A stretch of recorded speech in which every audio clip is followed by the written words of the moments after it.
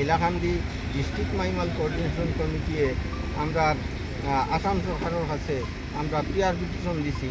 এর পরিপ্রেক্ষিতে আসামের মহামান্য মুখ্যমন্ত্রী আমরা আশ্বাস দিছ যে অন্তত পক্ষে তোমরা যখন পিয়ার পিটিশন করছো এটা আমি খুব গুরুত্ব সহকারে এটার সমাধান বিবেচনা করিয়া দিন। আর পরিপ্রেক্ষিতে আরেকটা কথা কইছ, কমসে কম প্রতিটা মানুষে প্রতিটা পরিবারে তার তথ্য প্রমাণ সঠিক তথ্য প্রমাণ যেগুলা ওগুলা ক্লিয়ার করিয়া রাখতো এবং এই তথ্য প্রমাণ বিভাগীয় অফিসও জমা দেওয়ার জন্য।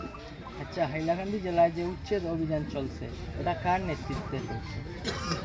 এই উচ্ছেদ অভিযান যতটুকু জানি সুপ্রিম কোর্টের আইনের পরিপ্রেক্ষিতে আসাম সরকারের উপরে চাপ সৃষ্টি করা হয়েছে।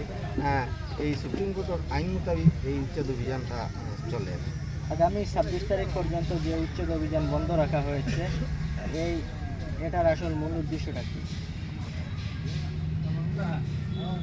সাংবাদিক ভাই, এটার আসল বা মূল উদ্দেশ্য যেটা এটা আমার হওয়ার কোনো বিষয় নাই। আর আমি এটা কইতে চাই না। আমি জানি ও কথাটা আমরা পিয়ার পিটিশন করছি এবং তাই আশ্বাস দিছই আর তাই কইছই যে আমি গুরুত্ব সহকারে বিবেচনা করিয়া দেখুন এবং যাতে মানুষ হয়রানির শিকার না হয়। ধন্যবাদ আপনার মূল্যবান বক্তব্য তুলে ধরার জন্য।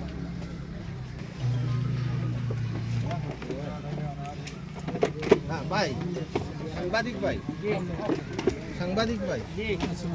আপনার এড করেন আমার সিএমর প্রসঙ্গ।